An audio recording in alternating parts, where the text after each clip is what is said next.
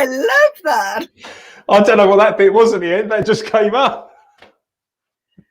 That was in your design workshop. You obviously found something, pressed a button, and it just came up. Yeah, but didn't actually know how I'd done it. So I'm just going to say that I made that bit to come up at the end, Michelle. I don't know why. Anyway, you're Michelle, aren't you? I'm Michelle Marshall. I'm Keith Ellie. Welcome to Hair Talk. And we are Hair Talk. And more. And more. And more. Much more. Much more. Thank you for joining us here again on another live/not live, not live/live, not live/live, because we're all too busy in the salon at the moment. So we have pre-recorded this. However, it does mean you can still leave comments because we will get back to them probably about 3 a.m. when we're still awake thinking about that client that's coming in the morning. Goodness me. And if you're listening on podcast, please reach out, join, subscribe to our channel on YouTube and join us over on Facebook page, Hair Talk and More. And yeah, there is more. You're so much better at that. I think I forgot to do that on the last live/recording thing we did. I think I completely forgot to say subscribe. Hit the subscribe button. Subscribe. Yeah, like I said, just use the comments bar down in the corner. I think what we're going to be talking about today is there's been loads of talk about it. Every single time I go onto Facebook at the moment, there's another comment about patch testing. I don't know, you're probably the same as me, and everybody listening or watching is probably on so many different groups, probably more groups than we ever were before coronavirus.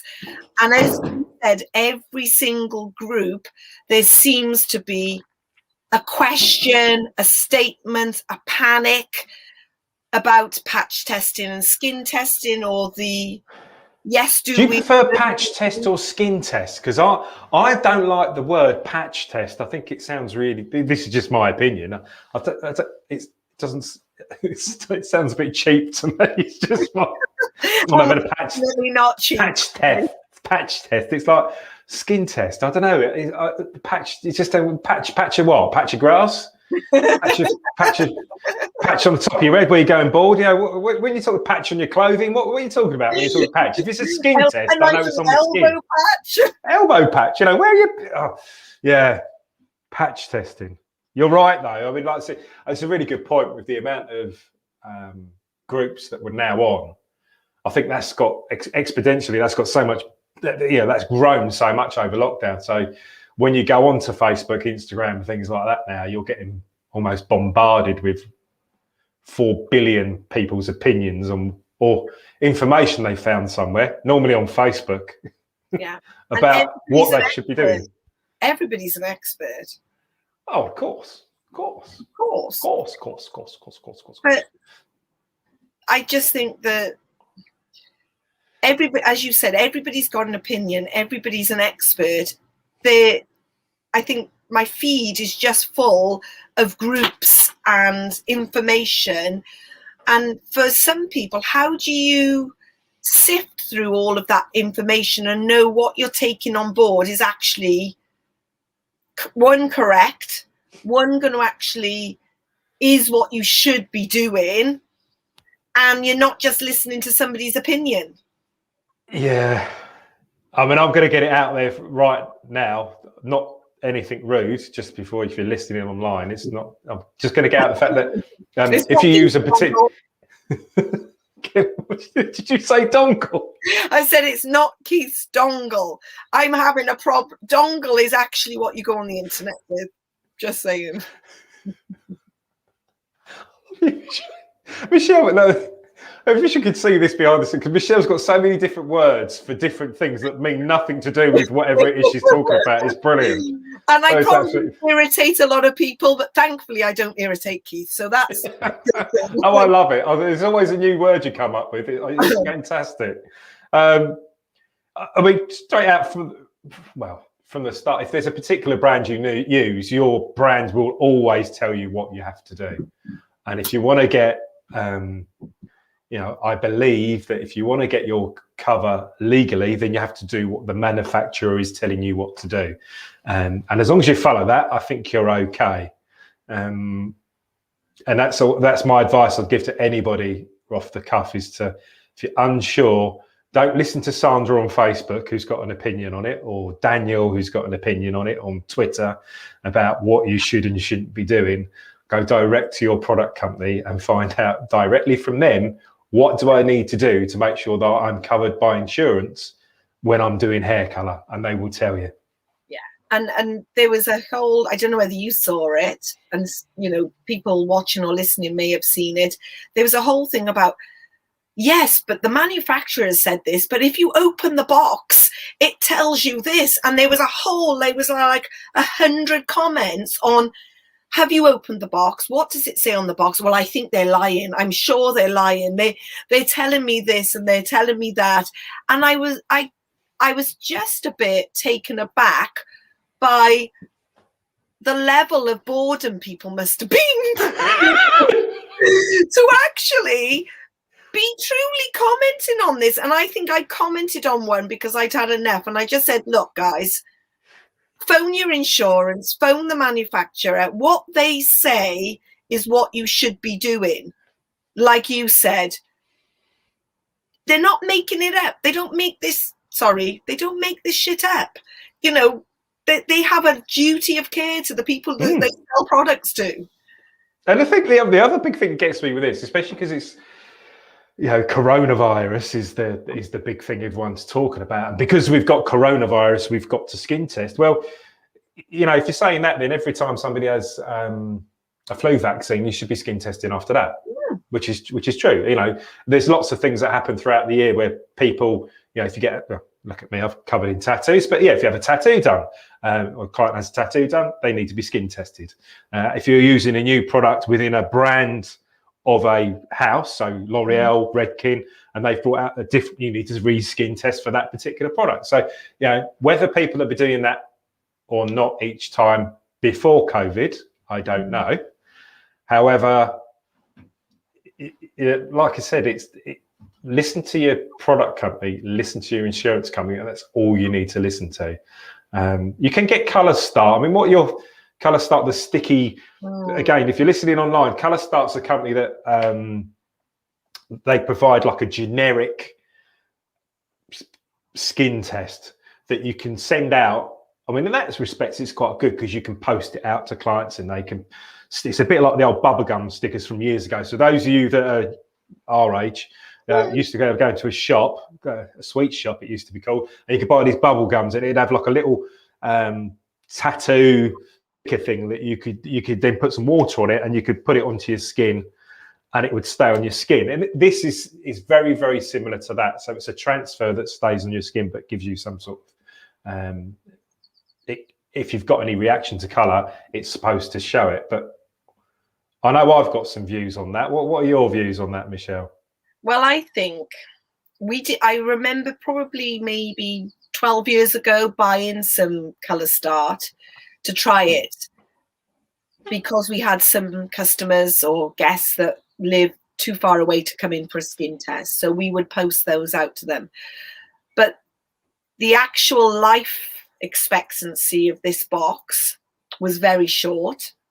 So I can't remember how much it cost at the time for a box. It was like 80 quid. It was expensive for a box of them. And I think we used about 5. You used 4 or more than I did when I bought a box. It may well have come. I don't know what the cost is of them now. It may well have come down in price. There's actually some information that on another group that I saw on the same skin testing thing. People were saying, panicking about getting Colour Start.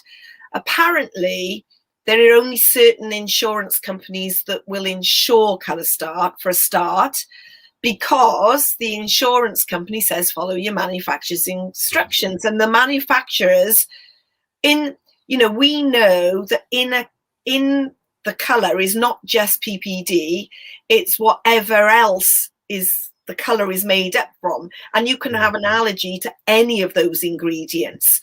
So the Colour Start is just PPD. So if your manufacturer uses a different PPD, you know, there's, I can't remember, there's PPD, there's a few. Well, PPD's in every single colour that's manufactured, whether it's tattoo ink, clothing, whatever, it's in absolutely everything. So if you've got a reaction to that, then you're going to have, it doesn't matter what colour you put on your hair, you're going to get a reaction to it. If you don't, however, have a reaction to it, like you said, you might be another ingredient, because there's hundreds of ingredients in these products that you may be allergic to. And, you know, then you could fall into deep water. You've done your colour start, they've come into the salon, you've put the colour on, and they still have a reaction. Where do you stand with your insurance? But Michelle, I've got them to sign a waiver, is what I've been hearing a lot. Well, unfortunately, we know the waiver isn't worth the paper it's written on. If somebody has an anaphylaxis shock, I'm not sure their relatives will go for the waiver above suing you for millions of pounds. Yeah. And I think the reason why the reason why that is, just for those that may well have done that in the past or are thinking about doing it, is that it's because both parties know that there's a risk. Yeah. And that's the thing. So as a hairdresser, if you know there's a risk, then you've got a duty of care not to take that risk unless you've done the proper precautionary, you know, manufacturer's instructions skin test. If you're using a colour start, you get them to sign something, then you know there could be an ingredient in your product that could cause a reaction, which means you're not being colour safe in regards to your client's welfare. And you know, still signing a bit of paper doesn't really mean anything. Like Michelle said, it's and I think again that's something you can check with your product companies, because we're saying this, we might be way off the mark. So let's get a allegedly in there just in case. All right. Yeah. Apparently. Apparently. So yeah, just check your manufacturer. Say, using Colour Start, is that something that I would be covered under your insurance, and see what they say. But in my experience, I'm pretty sure, and sounding, you know, for you as well, Michelle, that it is something that they want you to use their product on that client's hair to find out whether or not they've got a reaction. And Colour Start also have come up with something else, and I'm not dissing them, because if that's something you use and your insurance company covers it and it's something you're comfortable with, everybody's got their own right to make their own decisions. So, you know, please know that myself and Keith are not trying to diss any product out there. We're just giving our opinion on what we would do as salon owners on our customers that come in the chair, and we would follow our manufacturer's instructions. However, Colour Start, I notice again on these groups that Colour Start have come up with something. They've taken those regular little skin test things, they've taken them off. They've rebranded for this year, and they're now charging £15 per skin test. 15 quid? Yeah. 15. Right, okay. Why is that then? Because I think it's a temporary tattoo that lasts longer. I don't know whether it lasts for a couple of years or lasts for a year. Okay. But I don't know. I know I phoned up, I don't know about you, but I phoned up our insurance company just to ask them, not about Colour Start, but to ask them about, can I just double check? There's been so much talk. I said, what about coronavirus? Do I have to re-skin test everybody? No. There's nothing in your policy that says anything about that. You just have to follow your manufacturer's instructions. If it's been longer than 6 months since you've coloured their hair, if they've used anything else since you saw them last, nothing to do with coronavirus being a criteria for making somebody more susceptible or less susceptible to getting a reaction. As you said, if that was the case, then we'd be skin testing after flu vaccines. Yeah, well, I think, that's one of the things, you think about that and other medical procedures and things that people have. Any time where your body's fighting an infection, you could be more liable, or not liable, isn't the word, susceptible to getting some sort of reaction because your immune system's already working on one thing. And that's often why skin testing is done, especially those clients have been having it done for donkey's years. It may just mean that your body's trying to sort out one thing, and then you put a color on it again, and then suddenly you have a reaction to that color. It's because your body's just got more and more heightened to it. And that's often why people have reactions to things maybe after years and years and years of using one thing, is just that their body gets to a point where it's sort of almost overloaded, and then it reacts. So it's important to skin test. I think that's the main thing anyway. Like you said, every 6 months, for manufacturers, it might be different for different manufacturers as well. So just double check that with your manufacturers when you're looking at skin testing. But yeah, duty of care is a really big thing, and certainly, asking your clients about how they are, what it is they've been up to, what they're doing, have they coloured their hair? Again, going back after lockdown, have you found that in regards to, because Michelle, for those that don't know, Michelle's over in Wales. They've been back a little bit sooner than us in the UK, or I say UK, that puts us all back together again, doesn't it? In England, it's slightly different. So, we're going back on the 12th. But how's it been? Have people held off from using box colour? So skin testing hasn't been an issue, or how has it been? Well, we've just taken it that we've skin tested everybody, because if they have been messing around at home, and often, not that people want to not say that they have or haven't, but even things like, we know that our manufacturer, and again, depends on the manufacturer, but I'm sure most of them are quite blanket across the board.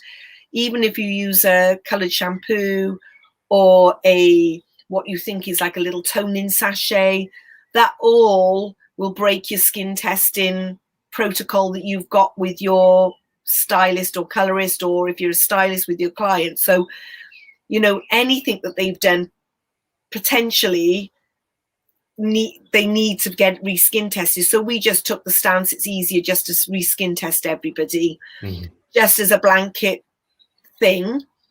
It's not been easy, but we have just done it. But I've gone over to JotNote, which, for those of you who don't know, is a online form creator. And then you create this form. You can get a free account, but I've chosen to pay because we needed so many different forms. You create your own form. The forms, then the link sits on an iPad in your notes section, and you click on that link and it takes you to the form. You fill it in with your guest or your clients. They sign and submit and date it, and it goes into your emails or in your chosen email account. So you've got a record that when you do the skin test, if you want to go digital and not have lots of pieces of paper, we just ask the questions. Has it been longer than 6 months since your colour?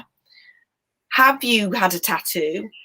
Is there anything you've become allergic to? Have you had any sensitivities? All of the, like Keith said, all of the duty of care questions that you would normally ask somebody, to make sure that you're not putting something on that they could potentially have. There's something that we've always done, like yourself, is something that is just part and parcel. We've made it more aware, I guess, is that it's a tick box, yes or no. If it's a yes, skin test needed. If it's a no, carry on with the service. And then the last one is, I declare that the information I've provided is as truthful as to the best of my knowledge. Tick, sign, date, submit. So we followed our duty of care. It's not a disclaimer, but we've just proof that we've asked the questions. Yeah. I mean, it's such a good point, because I don't know, I think we can often get into that real, I haven't seen you for ages. How you been? Don't have the kids, have the family. Like we do. We just have a chat. We like chatting to people, and sometimes those things can be forgotten about or not talked about. So to have something that's written down, especially like I said on that, is it JotNote? You said? Yeah, JotNote, and we've just got it on iPads. Well, maybe we'll stick that in the comments as well, because that's just I hadn't heard of that, and I think it sounds like a really good idea, just to ensure that it keeps you up to speed with when clients have actually had their skin test done, and it gets them thinking about. I think one of the things we've certainly noticed with skin testing is we've actually had clients approaching us going, "Oh, should you be skin testing us? I've read online that you should be." Again, getting them information maybe not from the best source, and then believing that they're having to have skin tests done. It's certainly, trying to make that clear to everybody. And I think it's difficult maybe for those that are on their own, they haven't got anybody else to ask, that you want to put that question out there. But certainly know for the future that, like I said, it's always go to your manufacturer first, rather than maybe going straight to Facebook, because it's, as soon as you post something out there, lots of people have got different opinions on what's the right and wrong thing to do. And opinions, won't hold up in a court of law, whereas if you go to your manufacturer, it will do. So, it's not just opinions, is it? It's interpretation of the information. Yeah, I mean, I've a bit similar to you. I know you do get to a point when you're reading these things, you're thinking, oh, for God's sake, I'm going to say something. I mean, a couple of times, I don't think forward to those jokey text things. When you get the text that's written out, then it gets deleted, and then they write down something else that's a bit nicer. Well, the amount of times I've written out a message to say, stop listening to Deborah from such and such. She hasn't got a bloody clue what she's going on about. And just had to rephrase and go, be careful where you're getting information from. But it's, maybe it's, maybe that's something the product companies need to be doing. Your L'Oreal's, your Wellers, as a company brand, come out and say, if you do things this way round, then you'll be fine. Yeah.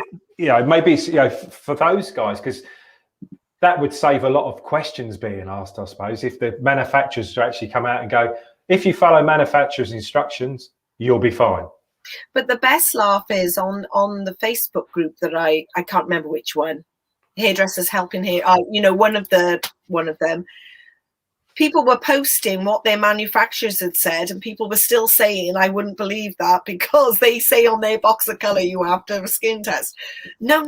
It was really, and people were posting screenshots of their, of what Weller, what L'Oreal, what Goldwell, what all of them had sent them.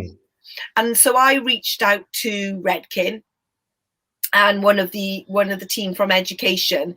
What, is there a change? Has things changed? No, just follow the traffic light book that you've always had. That's what we recommend.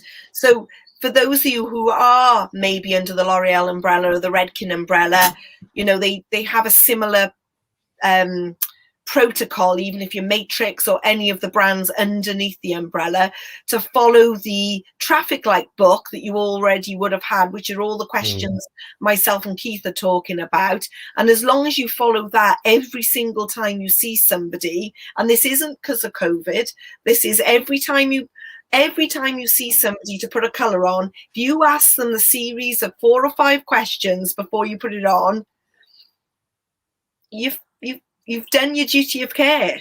I think that's the thing. This is, I think, for a lot of people, this is hopefully it'll get us, those hairdressers that maybe haven't been doing it as much as they should have been doing it. It'll just get a good practice going out for the whole the whole industry, where everybody's just asking those questions as we should be doing anyway, rather than, oh my God, it's COVID, we need to make sure we're doing these questions, and help us all just maintain that professional duty of care that we have with regards to our clients coming in and their health and well-being, and giving a professional service. So it's certainly something that, yes, it can drive you to distraction, listening and watching these things, but hopefully, as an industry, we'll just do it like you said, Michelle.